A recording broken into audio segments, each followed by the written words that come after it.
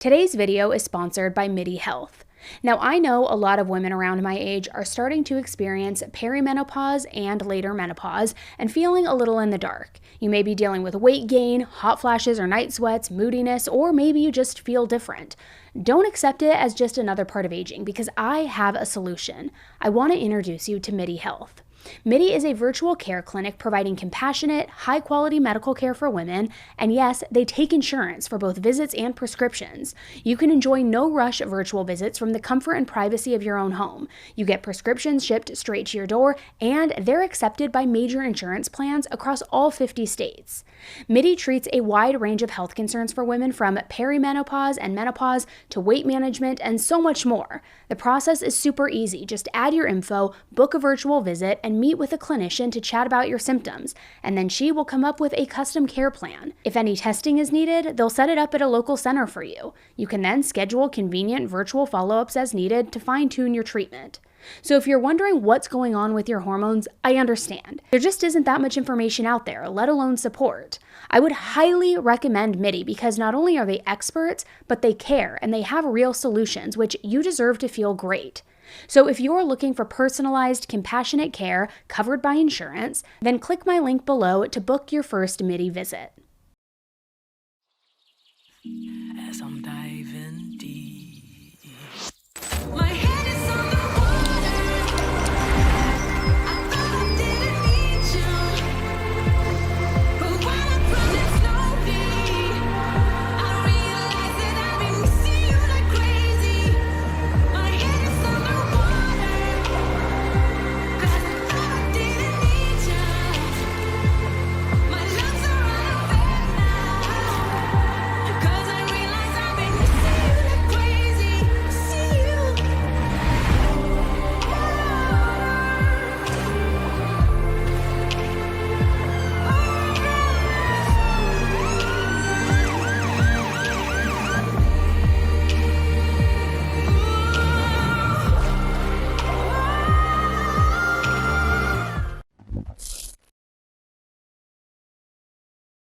On May 8, 2008, around 8:45 p.m., 911 received a very frantic phone call from a homeowner in Las Vegas, Nevada. 911 emergency, Hernandez, 842. My wife's been shot and there's a guy in my house that I shot him. Is he hurt too? Is he hurt too? I hope she's dead. Okay. My wife's hurt. What's your name? What's your name, sir? Tom.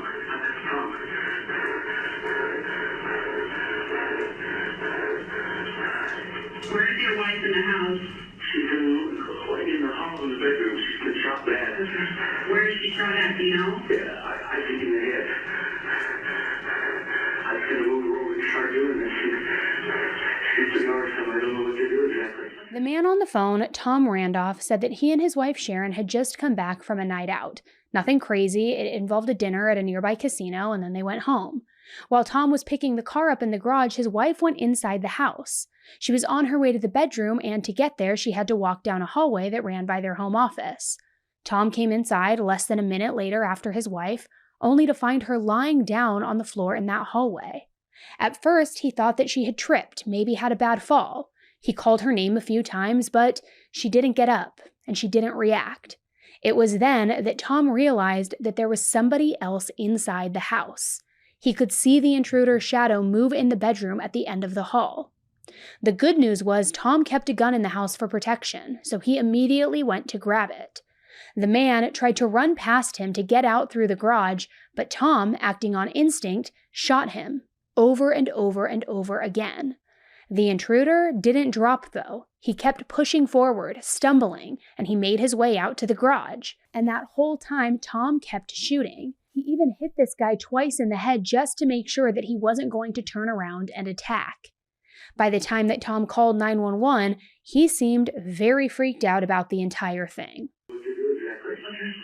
And is the guy still in the house, do you know? So he's in the garage. He pushed me by and ran on out. I know it. He stripped me off. He tried to rip me off.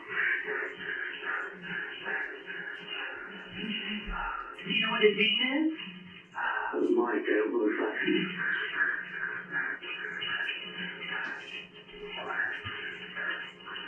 Is he white, black, Hispanic? Black, just black. How old is he now? I don't know, 40s? He's laying on the ground, he didn't get up? Yeah. He's laying on the ground, he didn't get up? He's in the garage. I gotta convert you with medical too, okay? Don't hang up. Now, you just heard Tom tell that dispatcher he knew the man he shot, Michael Miller, or Mike. He had been working around the house as a handyman for several months. Tom and his wife trusted him, but now Mike had apparently broken in, robbed them, and shot at them. Tom told the operator that his wife was bleeding. She was hurt badly, and he begged for somebody to come and help her. Well, unfortunately, as soon as the police got there, they pronounced Sharon dead at the scene.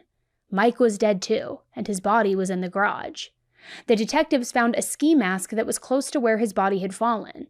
He also had a bag with him that was full of all of these random items from around the house, things like jewelry, but it was Sharon's costume pieces. It wasn't worth a whole lot of money. The house was a mess, like what you would expect after a robbery. Drawers were pulled out, things were thrown everywhere, that type of thing. So it seemed like a fairly simple case. Mike, who was familiar with the house and with Tom and Sharon, broke in on a night that he knew that they were out intending to rob them. Sharon and Tom surprised him during the burglary, and then he shot Sharon after being discovered. Tom then shot Mike in self-defense before calling the police. It was all a tragic end, and it was all an end to a marriage that was still only just the beginning. See, Sharon and Tom had met online through a dating website just a couple of years before, in 2006. Sharon was recently widowed. Her second husband had passed away in 2005 after 27 years of marriage. This left Sharon single in her mid-50s. She still had a lot to offer, though. She was a very thoughtful, funny person. She had short, curly hair, a big smile. Originally from New Jersey, she ended up moving to Las Vegas for a better job, not only for her, but also for her young daughter, Colleen, who was still just a little girl. After getting her cosmetologist license, she worked as a hairdresser until retirement. Once she found herself out of work and with way more time to focus on her love life, that's when she found Tom, who seemed to be exactly what Sharon was looking for. She showed her friends pictures of her new man, looking adventurous, handsome, sitting on a motorcycle. Tom was striking. He had a round face, almost this delicate, feminine type looking features, and it made him look younger. He had long blonde hair that was almost white. It hung in curls halfway down his back. I mean, he kind of looked like a cover model from some sort of paperback romance novel, something like that. Like you would spot him on a beach, riding a horse, something like that. And his life also kind of felt like something out of one of those stories. He had a boat, he had a motorcycle, and he took Sharon out on both of them all of the time. There were always plenty of things to do in Vegas, and the two of them went to concerts and different restaurants pretty frequently. Sharon introduced Tom to her daughter Colleen, who was surprised by their relationship, but was impressed with how happy he seemed to make her mom. In 2006, during a cruise down to Baja California with stops in Mexico, Tom and Sharon decided to get married. It was a shock to her friends and family, but there was no denying that Sharon seemed happy with her new partner. In fact, the two of them said their vows in Las Vegas the following years in 2007, really cementing their relationship. So the fact that Sharon had just recently found her new love made it all the more heartbreaking that she had died so violently and so unexpectedly. She had just spent a nice evening out with her husband, and then her life was taken so callously in her own home. It was devastating for her friends and family, especially because she still had so much to live for. Her daughter, Colleen, now had 2 sons, but she was pregnant with her first daughter, and Sharon was so excited to have a granddaughter. And now she would never get the chance to meet the baby. So the police began their investigation to find out what exactly happened the night of Sharon's murder. They interviewed Tom, who repeated what he had told that 911 operator. He said he didn't hear Sharon get shot because he is fairly deaf. He just walked into the house and found her there on the ground. And he also shot that intruder multiple times as this man tried to escape running through the garage. But there was an issue that investigators noticed almost immediately. On the 911 call, Tom said that he had heard a shot. The dispatcher asked if the robber was alone in the house, and Tom told him that he didn't know, but that he had just heard 1 shot. So now, a few hours later, he was telling the investigators that he hadn't heard anything. In fact, he said that he thought that Sharon had just fallen down before he saw that shadow in the bedroom. So why would he think that she just fell down if he heard a gunshot? It was like he couldn't keep his story straight. It was an odd thing to get wrong, sure, but it also had been a chaotic night. Maybe Tom just got confused. Maybe it all got mixed up in his head. So to try and help them make some sense of what had actually happened, the police asked Tom to do a walkthrough for them about a week after the murder. They would film him as he went step by step in detail and described what happened on May 8th. I open it up. I get right here, and Sharon's laying in the floor, face down. Her head's just barely in the bedroom, if that. And I stopped right about here, had the door, said, Sharon! Sharon! About right here, when I was like this, I was trying to kind of get a view. I thought I just seen like a shadow or something over this way. And I remembered that there's the 9mm right up here, because earlier I'd taken all my guns, put them in a suitcase, was going to take them to Utah and switch the guns around. I reached right up here, got the gun, and as I got the gun, there's also an extra clip. There's a few up there, but I got the gun and the clip. Show us in there where it's at. Like that, and about that time, he's right up on me. Just right up on me. And we actually touched right about here. And he's short. And when I don't know if he gave me an elbow, but as we came around like that, I was kind of coming out. I was actually going to try to be slow, and look out, but it just happened too quickly. Came up and he kind of banged into me about right here. And then he went over to about right here, and somewhere along here, I bit my mouth or something, trying to say something like, what the fuck, or something. And he looked kind of like, and I don't know if he was looking in here to see if there was somebody pushed up on me a little bit. And that's when I just pushed him, boom, boom, boom. And he started going out toward the shed. I don't know how many times I shot him, but I just kept right on going. Boom! Fire extinguisher fell down. I didn't know what it was, but it made a loud clunk. And I was kind of, like I said, I was kind of looking back, because I don't hear well, and I can't tell depth perception, anything. And when I heard the noise, I was kind of, like I said, backing up and kind of trying to make sure there's nothing else going on. And when I heard that noise, it really did scare me. And I, boom, boom! Except the door didn't come down. It had stayed just like it was open. I actually got close. Boom, boom! And I don't know if I shot him once, I shot him twice, and then started coming back down this way. He wasn't moving. Some noise. Come back down this way. And being real, just, Sharon? And she's not. Whoever said 911 and said, slow down, you're breathing too hard, slow down, whatever. And what's the emergency? And I don't remember for sure what I told him. Something about my wife been shot. This guy's tried to rip me off. I shot him. I think she said, did you shoot your wife or something? I don't remember what all was said. You guys will have to get the tape of that. I don't remember. But just said that she'd been shot really bad. We needed paramedics out here. Had to hurry. She told me not to hang up the phone. And he had on a sweatshirt.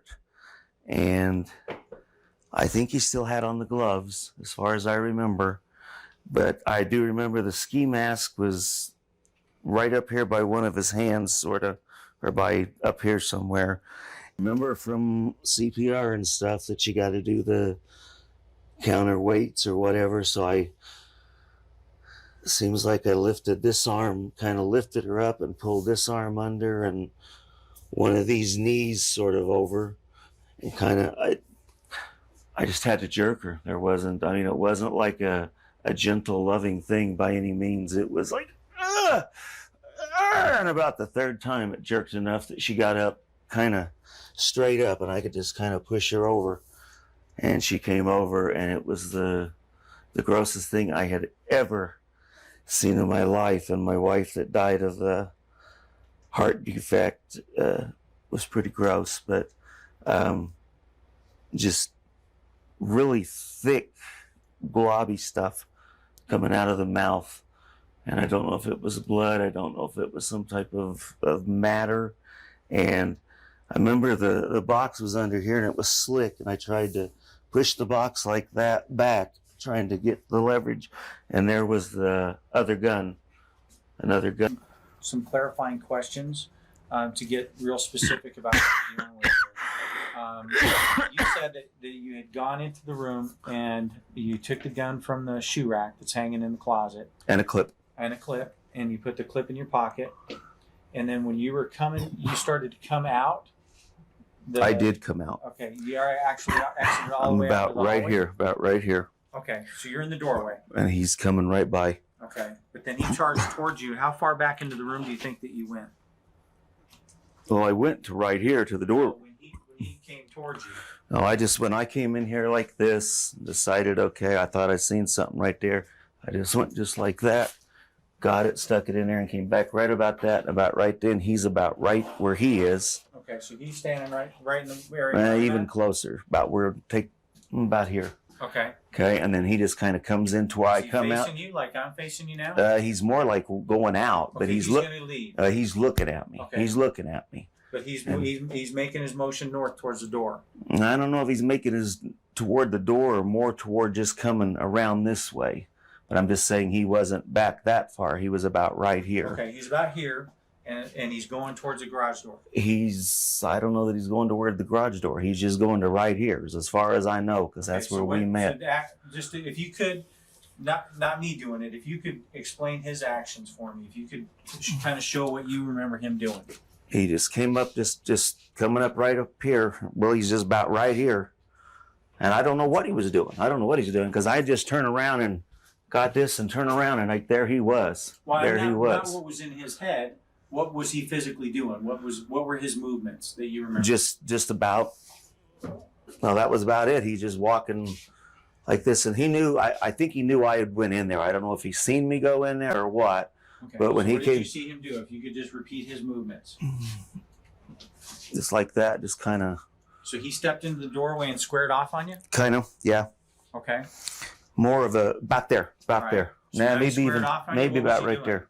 He was looking at first. I thought he was looking at something, but I guess he was just looking through me. He seen me, then he just turned around and just kind of nope. He wasn't running. He was backing the whole time. Just keeping an eye on me. He's kind of.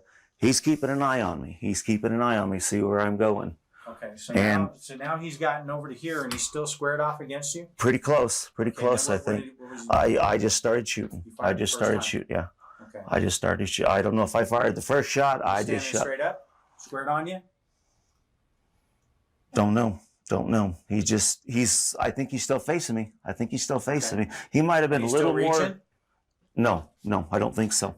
I think then I may have already shot him when he put the gun up, but he's more maybe kind of like that a little bit. It seems like it was like that because it was just like, it was close.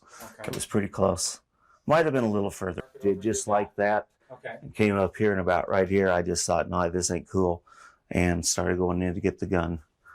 And like I said, just as I started to go in here, I don't know if he went in, if he came out, if he jumped across, because it was just out of the corner of my eye. But I think he was hiding. I think he was in that bedroom, and he just stuck his eye out enough that I could just see him. In the drum room? In the drum room, yeah. Okay. I think so. Just enough that I could see him, and just out of the corner of my eye.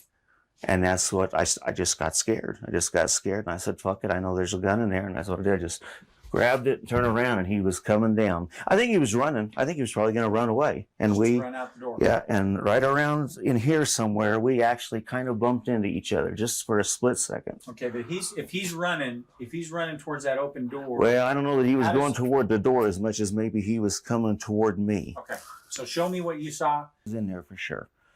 I don't know if he was like thinking maybe I'm just standing here waiting to pop him if he goes by, but he just kind of just like this, and I was right up on him. Okay, then right finish up on the him. move until you see him first time. Does he stay squared off on you? No, or does no, he turn and go? no. He's going, Okay. and I'm shooting the whole time. Seems like maybe about right here he actually gets turned away from me.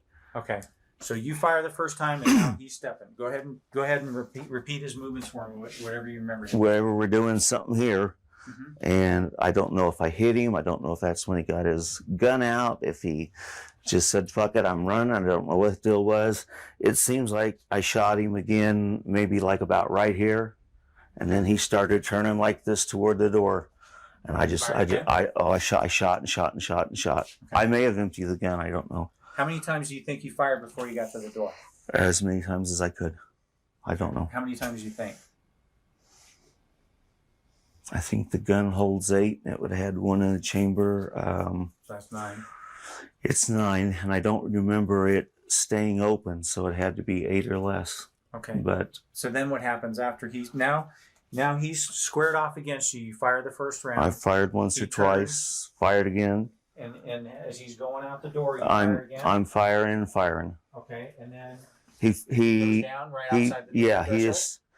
By then I'm here and he's down. He's down, falling or laying down. I don't How know. does he land? Face first?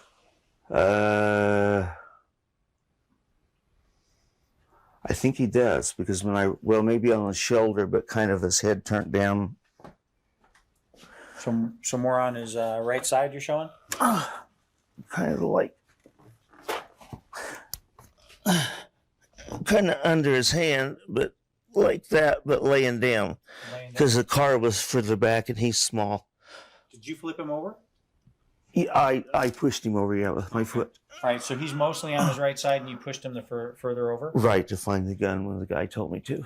Okay. But I shot him before that again. Okay.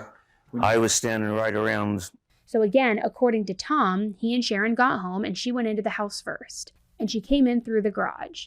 He parked, closed the garage door, and then followed her inside where he found her face down on the ground in the hallway.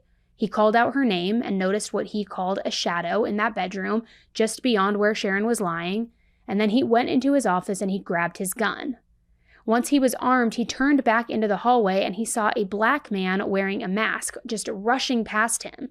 He shot this guy multiple times as he ran into the garage until finally the man collapsed on the ground and was groaning.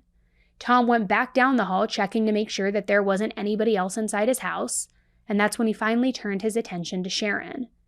He called 911, who walked him through all of the steps that he needed to follow to try to save her life. He rolled her over so he could do compressions and all of the other things that are a part of CPR. And Tom got really detailed when he told the police about the process and how tough it was for him. He even included the fact that he struggled to turn her over at first. Even with all that effort, though, there was nothing that he could do. Sharon had been shot in the head, and she died of her wounds. But by this point, the police knew the case pretty well. They had been investigating the house and the evidence for about a week by now. So they started to notice a bunch of inconsistencies in Tom's story. Based on the video walkthrough, Tom made it seem like he shot Mike multiple times while Mike was directly across from the office in the hallway, at very close range. However, there were hardly any bullet casings or any other evidence of gunshots in the actual house. They should have been in the hallway or even in the office, since Tom made it sound like he was standing in that doorway, but the police found most of the bullet casings in the garage. This was also where most of Mike's blood evidence was found. There was also a question of the timeline. The detective confirmed that in the evening before the supposed break-in, Tom and Sharon went to a casino down the road for dinner. Then they stopped to get gas, leaving at around 8:20 p.m. or so. There were time-stamped video recordings of the couple arriving and leaving the casino, walking to their car, and also stopping at the gas station. They got home at about 8:30, and Tom came in just a few seconds behind Sharon, but she had already been shot by then. A neighbor across the street reported to the police that he had heard gunshots a little after 8:30 p.m. too, which checked out with the surveillance videos. The neighbor was on the phone with a friend and had mentioned what he had heard to them, so police checked these phone records and confirmed that the neighbor was on the phone at the right time. So there was pretty much confirmation at every possible level. Sharon and Mike were shot around 8:30 p.m. But Tom didn't call 911 until closer to 8:45. And when someone is bleeding to death, we know that time matters. Tom said it took him just a few minutes to check the house after he shot Mike, but in reality, he waited almost 15 minutes to call for help, all while his wife was bleeding to death on the ground. And then he didn't start trying to render aid until after he called 911 and they told him to do so.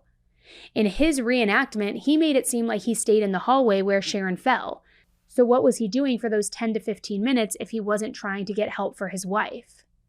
Additionally, when the very first investigators arrived, the mask that Tom described Mike as wearing was found in the garage.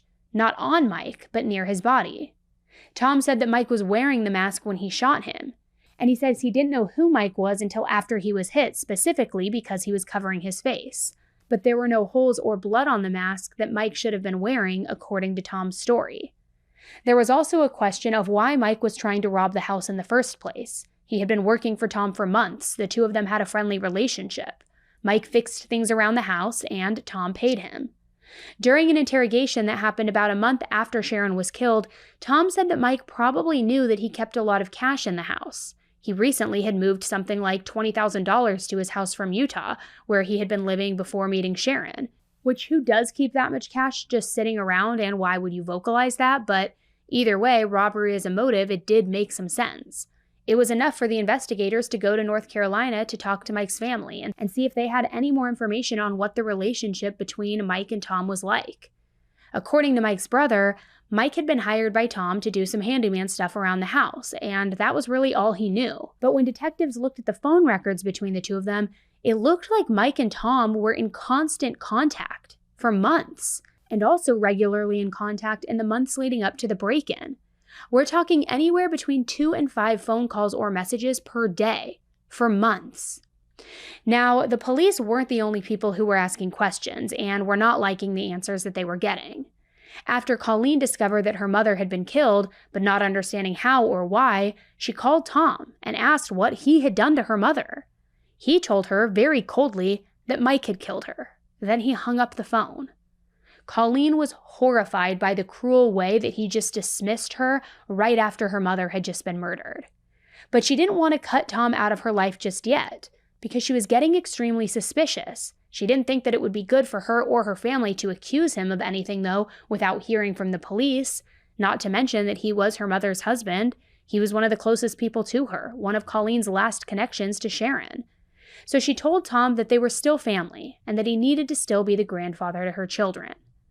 So things were cordial for a little while, but then Tom discovered that Sharon had rewritten her will. Sharon had left her house and everything else that she owned to Colleen, not Tom, and Tom had no idea of this until after she was dead.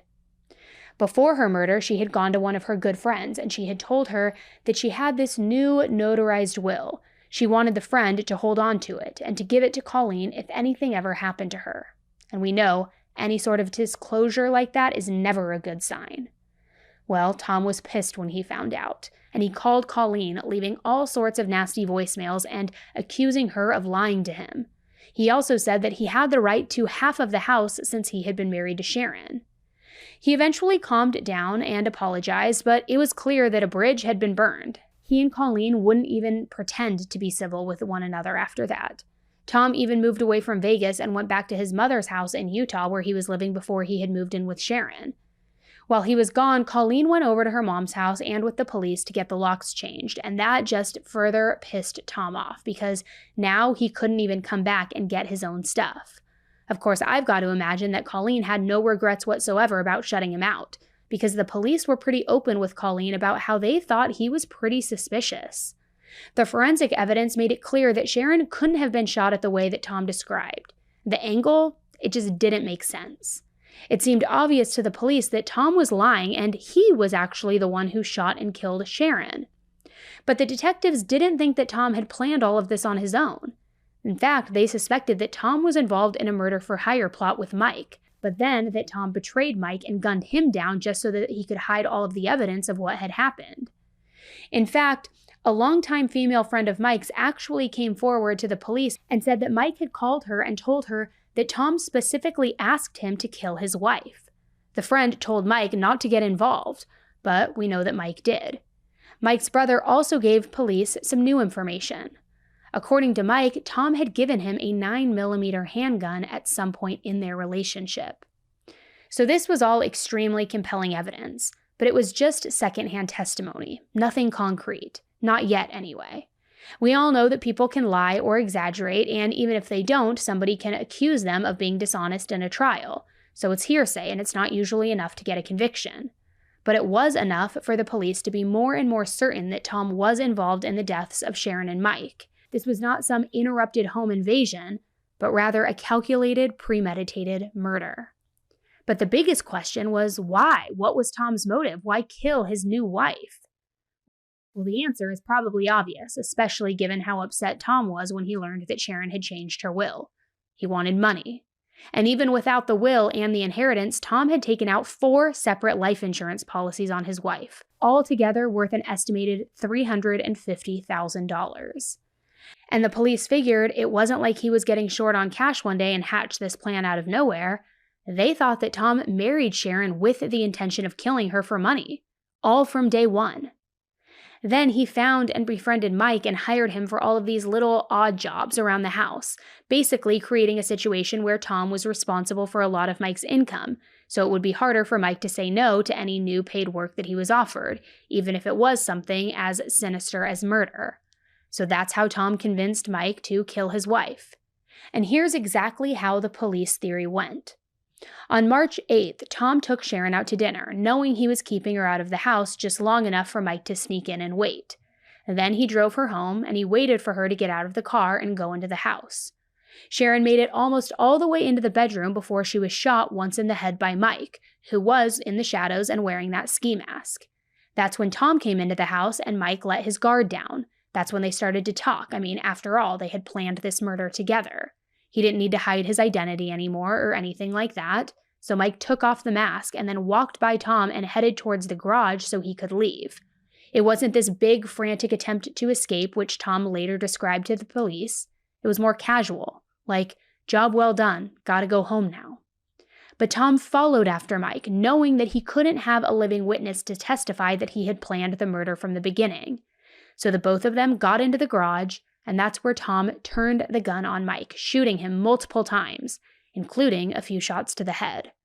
The mask wasn't on, which is why it didn't have any blood or bullet holes in it, even though Tom said Mike had the mask on the entire time in his original statement. So after that, he then waited between 10 to 15 minutes before calling 911 and telling that elaborate story about a masked intruder shooting his wife. He wanted to make absolutely sure that both Mike and Sharon were well beyond any life-saving measures before he even tried to get them help, because if either one of them survived, his plan would be ruined. All to say, the police had a pretty good idea of what had happened, but they weren't sure if they could prove it in a court of law. They needed more, especially because when the investigating officers went to the district attorneys to ask for an arrest warrant, the DAs were not convinced. They believed the police, but they also could see how a jury would take Tom's side. The inconsistencies in his statements could be explained away by his shock and his confusion after finding this armed intruder inside his house and discovering the body of his wife. And since it seemed like Mike had actually shot Sharon, it would be harder to convince the jury that Tom was in on it and not just a homeowner defending himself. So again, it was back to more investigating, trying to find more evidence. And since they already had found all that there was to find at the crime scene itself, the next step was to look into Tom's past, see if there was anything in his history that helped make him maybe look more like a killer. And what was found was so much more. Tom had been Sharon's 3rd husband, but Sharon had been Tom's 6th wife. And out of all 6 of those wives, 4 of them were dead. So already super suspicious. But the most suspicious part of it all, Tom had actually been arrested for the murder of one of his previous wives. And what the police were about to discover was only the beginning of this extremely wild roller coaster case. Tom Randolph met his first wife, Kathy, back in 1975 after they met in Utah. Kathy was only 18 years old on her wedding day, while Tom was 20 years old.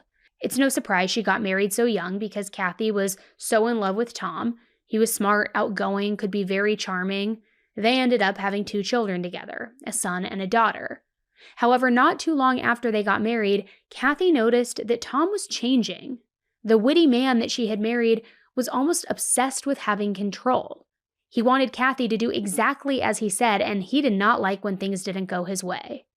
Kathy told investigators that one time Tom literally threw a bowl of oatmeal against a wall, shattering it, all because it didn't have sugar in it. So as I'm sure you can imagine, things fell apart quickly after that. On top of Tom's weird need for control, he also started seeing other women. He was doing drugs, even selling them. So it didn't take long for Kathy to feel very afraid of her husband. He wasn't physically abusive, but he did intimidate her. She filed for divorce in 1983, and she was very happy to be freed from his toxic and controlling behavior. Kathy ended up marrying a former friend of Tom's named Steve, who told detectives that Tom had asked him more than once if he would kill someone if he knew that he could get away with it. And Steve felt like Tom was trying to hint at something. And Tom was furious when Steve and Kathy got together, so that friendship ended. On literally the same day his divorce from Kathy was finalized, Tom married his second wife, Becky Galt. Becky was a fun-loving prankster, quick to make a joke, make people smile. She was slender with long auburn hair in the typical 80s style, kind of like feathered and framing her face. She was close to her family, especially her cousins. She always looked out for them and always had time to make them feel better if they were having a rough day. And basically, Becky was the leader of the family group, and everybody enjoyed spending time with her. Tom and Becky got married and seemed happy at first. But before long, the marriage started to deteriorate. It was just like what had happened with Kathy, where Tom was now dabbling in drugs and behaving erratically. And this time around, he got Becky addicted as well. And then when Tom got to sleeping around, he made Becky watch him have sex with other women.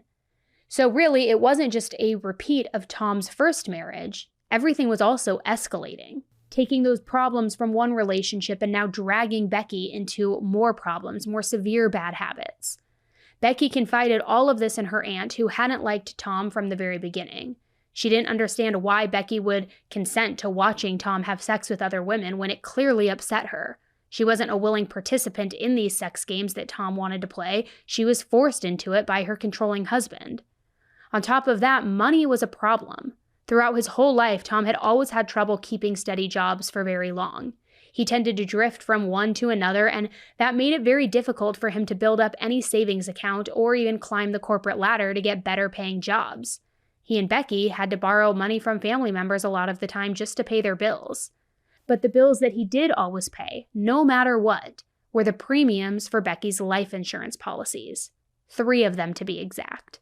3 life insurance policies on his young, healthy wife. And he never missed a payment, even when he was falling behind on all of the other bills, not missing a single one.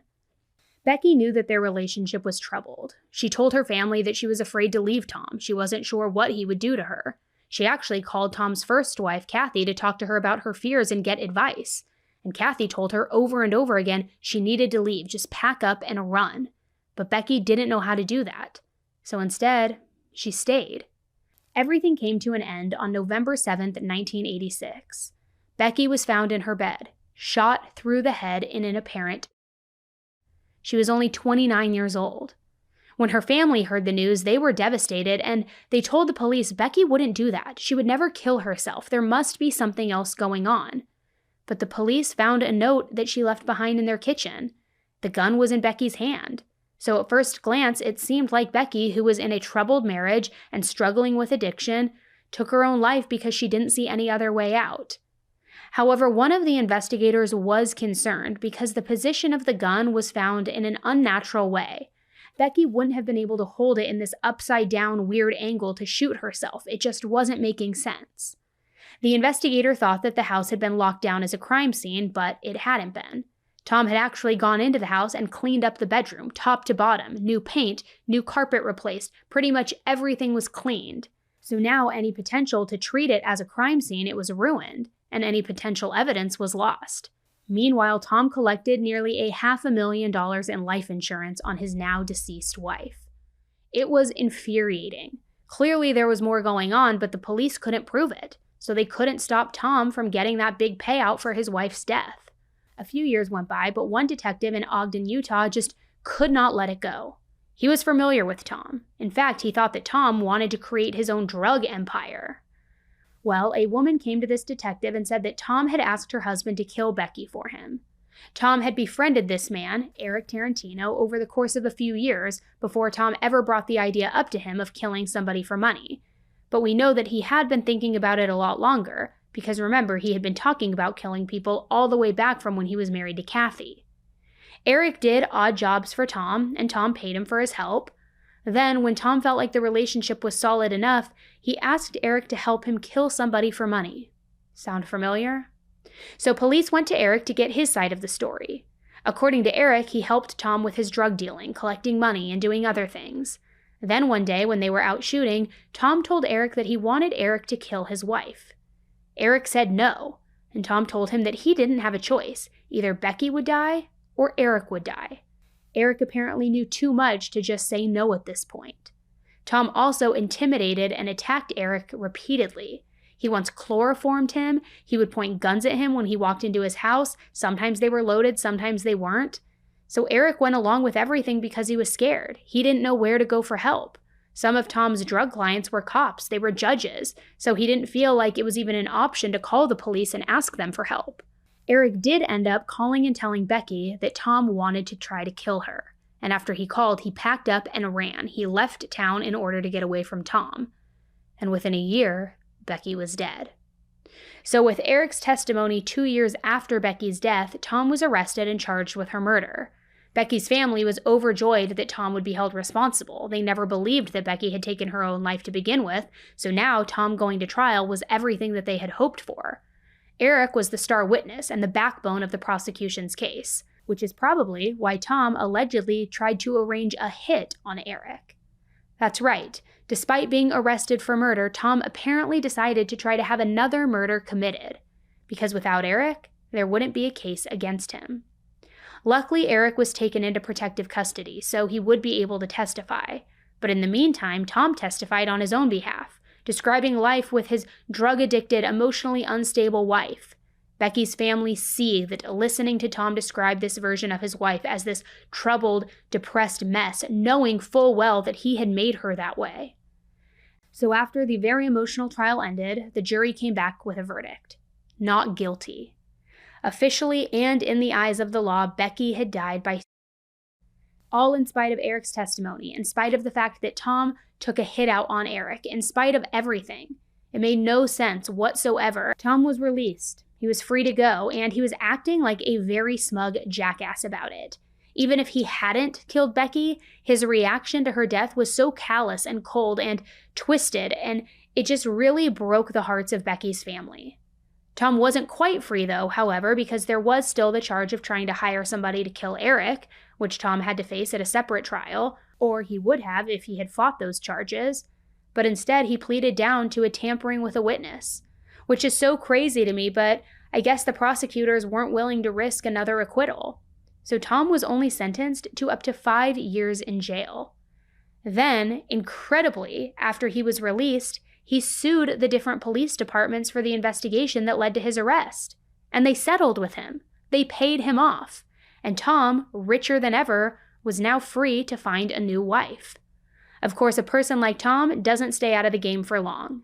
And he met his third wife, Leona, and they married in 1994. And this happened to also be the same year that he got out of jail.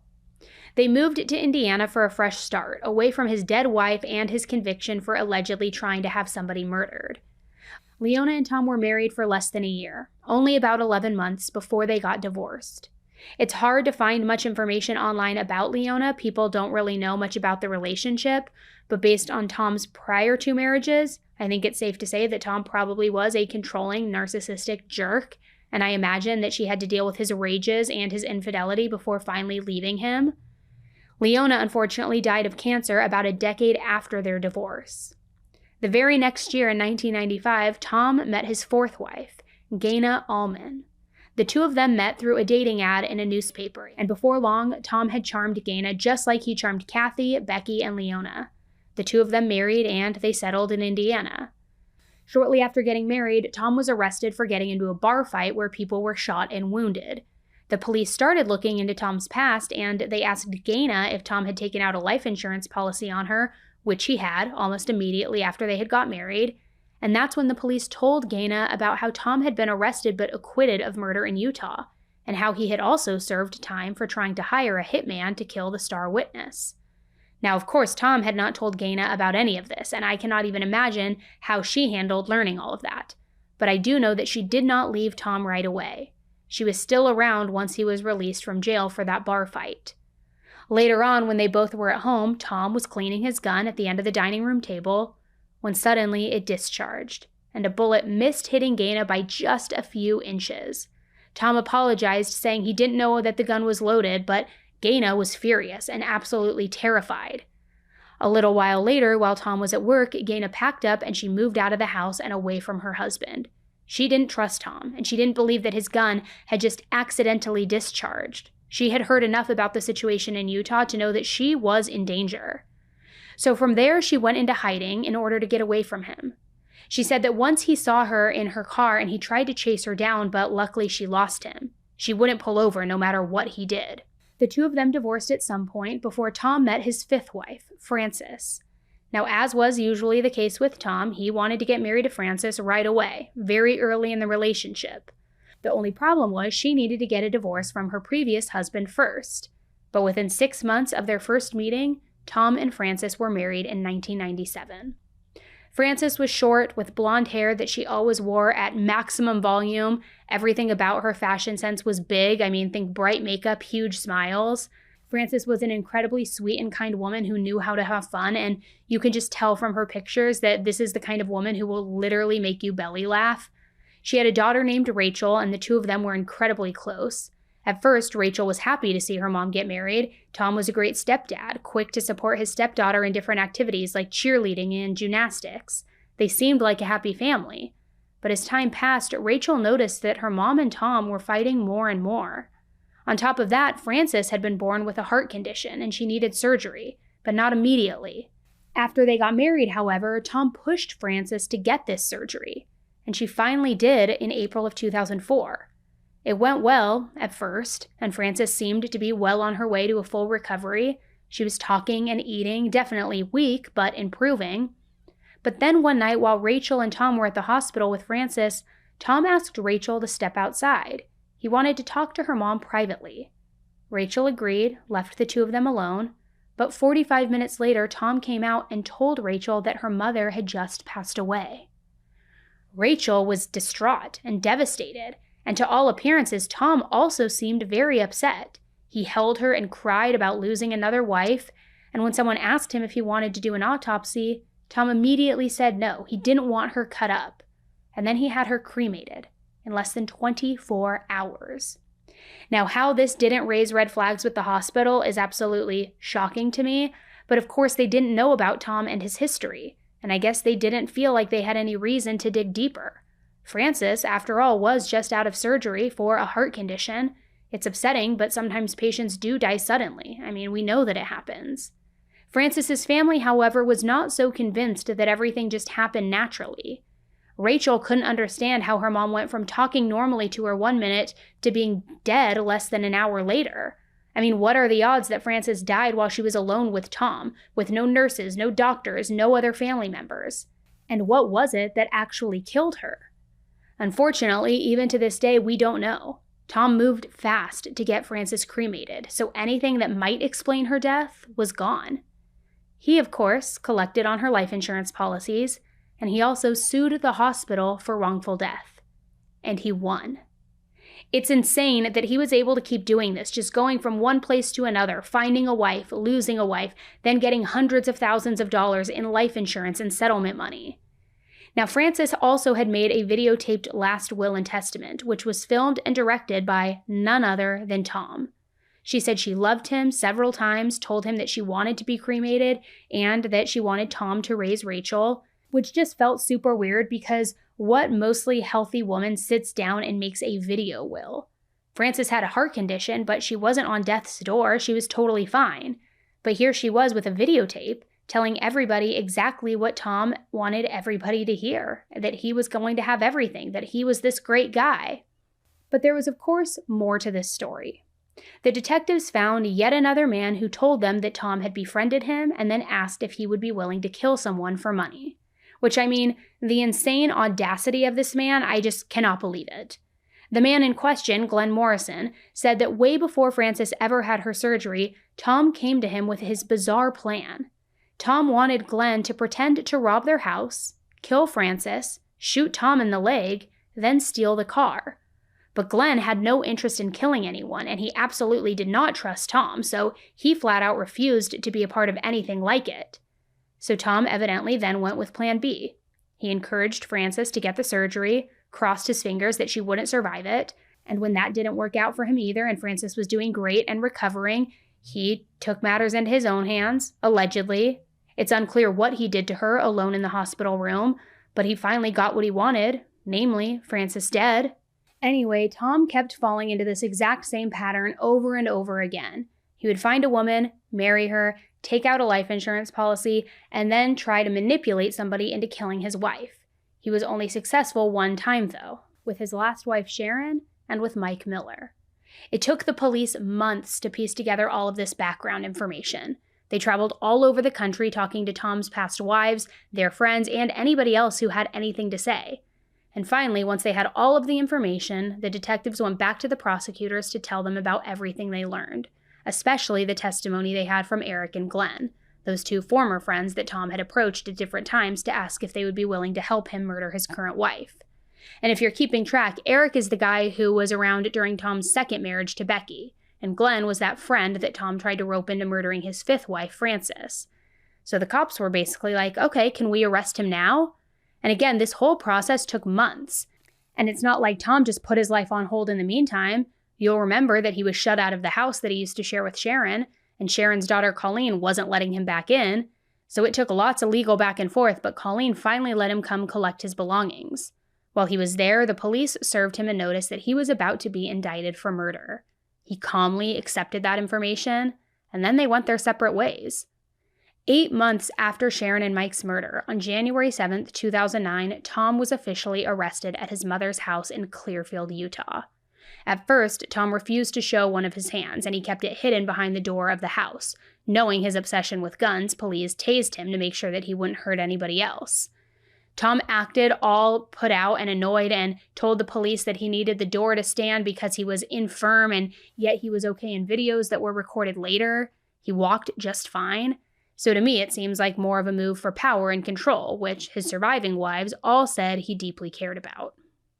Even after being arrested, again for murdering his wife, Tom was certain that he would be found not guilty. I guess he liked his odds after apparently getting away with things so many other times. He almost seemed happy, and when he would talk to people going on and on about how he was going to be acquitted, he even seemed delighted when he learned that the prosecutors were asking for the death penalty. He said he'd have been insulted otherwise, since this was certainly a case worthy of the death penalty. But he was also certain that he would be exonerated, and then he planned to sue everybody for the supposedly false charges. Of course. The investigators were excited too. They called Colleen and they told her that finally, the man who had killed her mom was arrested. It was a huge relief. Colleen had been living in fear since Sharon's murder, terrified of what Tom might do to her or her family. So she had a party to celebrate his arrest. Now, when it came time to lawyer up, Tom wanted the lawyers from the O.J. Simpson Vegas robbery trial, and he got Gabe Grasso. Gabe told his new client not to talk to anyone. He honestly believed that as long as Tom didn't actively confess to hiring Mike, they would be able to convince the jury that Tom's original story was the accurate one, the one where Tom and Sharon went to dinner, came back, a robber killed Sharon, and then Tom killed this robber as he tried to flee. But if Tom started running his mouth, he might make himself look guilty after all. And this is just my opinion, but knowing what Gabe has said about Tom, I don't think that he liked him very much. I don't think any of his lawyers really liked him. And Gabe said that Tom tried to act more like a co-counsel, not a defendant, and that he came off as just overly confident. Maybe that's because Tom has worked as a paralegal and was supposedly trying to become a lawyer himself. Given his history of being controlling, he probably thought he knew better than the real lawyers and maybe wanted to have more of a say in his case. Gabe didn't say it in so many words that he found Tom obnoxious and annoying, but I feel like it is clear, and honestly, I don't blame him. Tom is obnoxious, and that's being very, very generous, more than he deserves. Then, after working with Tom for about 4 months, Gabe withdrew from the case because Tom apparently had no money to pay him. He had spent all of that cash that he had gotten from his lawsuits and insurance policies, which is horrifying because what was he spending that money on? It's insane. This meant that Tom now had to hire new lawyers too, which meant that there was a huge delay before his trial could begin. From the beginning of the trial, the biggest issue for both sides was the previous murder case for Becky. The prosecutors argued that her case was relevant. It was so similar to what happened to Sharon. The jury had to hear about it to learn about the pattern with Tom. Of course, the defense didn't want anybody mentioning her murder trial, or as they called it, the Utah case, because according to them, Tom had been acquitted. so it wasn't fair to bring this unrelated case that might bias the jury. Well, the judge decided to allow it, which was a huge blow for Tom and for his lawyers. He ended up firing his entire legal team over it, which meant that the trial was delayed again, which was actually pretty bad news for Tom. His lawyers had been telling him the whole time not to talk to the press because he might say something that would hurt his case. But now, Tom agreed to do an interview with Dateline. On camera, he talked about his first marriage to Kathy, and he took responsibility for it going so poorly. He admitted that he was doing too many drugs. Tom said that his second wife, Becky, was, quote, the perfect wife who would do anything, but she was depressed.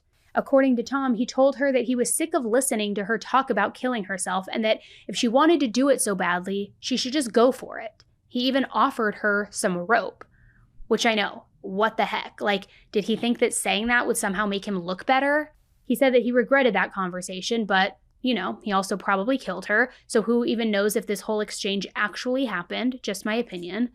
In the interviews, Tom said Leona was a party animal, and that Gaina was lying about the gun going off and nearly hitting her. He also said that he loved Frances, but he wasn't surprised that she died. She had a heart condition, of course. And the video, they wanted to be sure that their daughter would be okay if the surgery didn't go so well.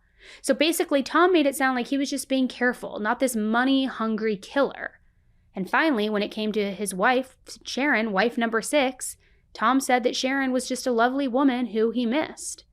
So while he didn't exactly knock the Dateline interview out of the park, he didn't implicate himself or anything either.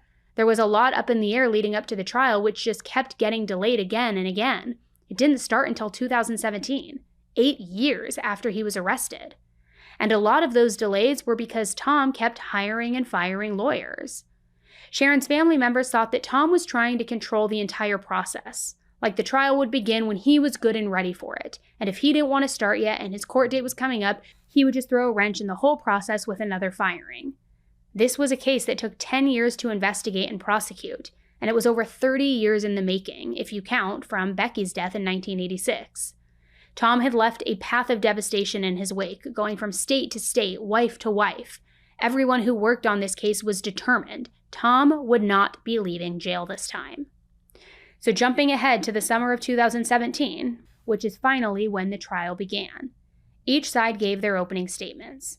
Keep in mind, this trial was just about Sharon and Mike's murders. All of Tom's other wives' deaths only ever came up to help establish a pattern on Tom's part. The prosecutor said that Tom had planned everything. He brought in Mike to stage the break-in gone wrong, then he killed Mike to cover his tracks. The defense said that the crime was just what it looked like. Mike was a bad guy who robbed Tom and Sharon, killed Sharon before Tom then shot him in self-defense. There were lots of witnesses, including Tom's surviving ex-wives, also Sharon's friends, Eric, Sharon and Tom's neighbor who heard the gunshots, and the daughter Colleen. Experts and detectives testified about all of the things that they had discovered about Tom during their investigation. They especially hit hard on the motive, the life insurance money, and how he would try to get people to kill his wives for him. First Eric, then Glenn, then Mike. So after they heard all of the evidence, the jury took 2 days to deliberate. Then they had their verdict. Tom was guilty of the murders of Sharon and Mike. During the sentencing trial, there were even more witnesses, and they came forward for both sides. Tom's mother and both of his children begged for his life and for him to not get the death penalty, and Tom also spoke out on his own behalf. But after just a few days, on July 5th, 2017, the jury sentenced him to death. So finally, at the age of 62 years old, Tom was being held responsible for at least 2 of the deaths that he was responsible for.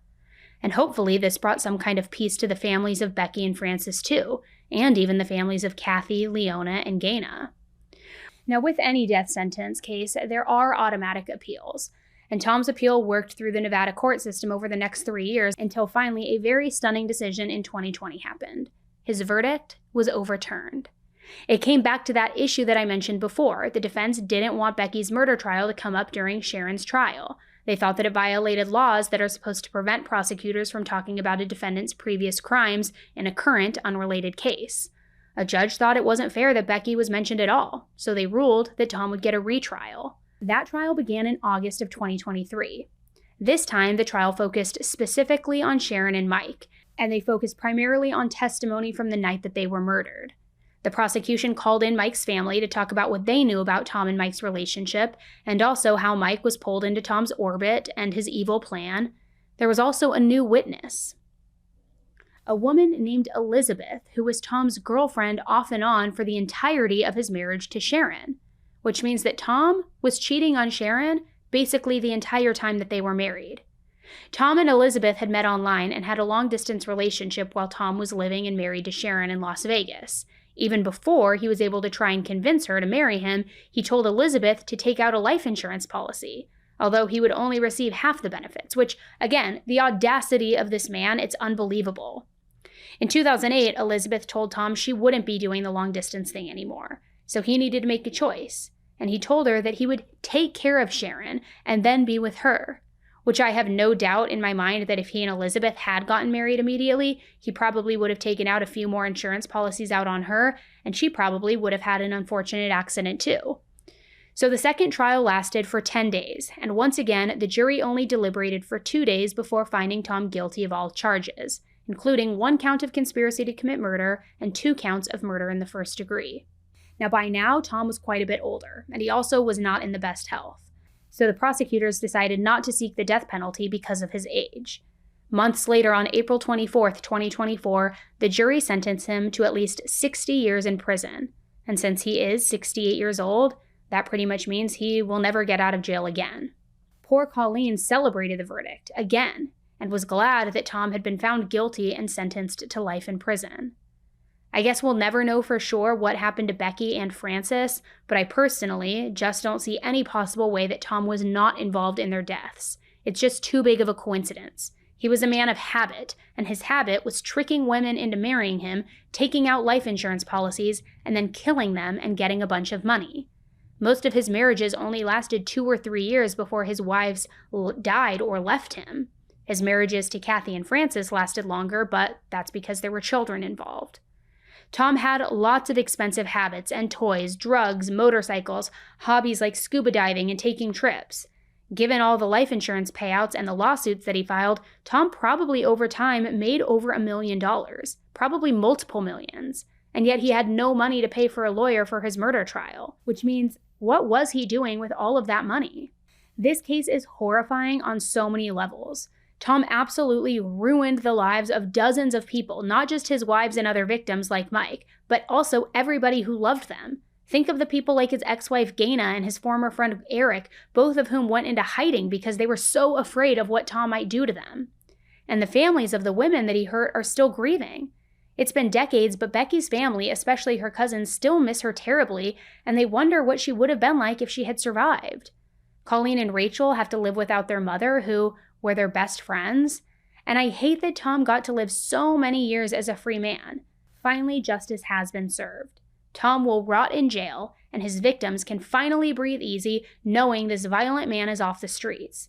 He can try to manipulate all the people he wants, but he is not leaving prison. He's right where he belongs, and it will also be where he dies.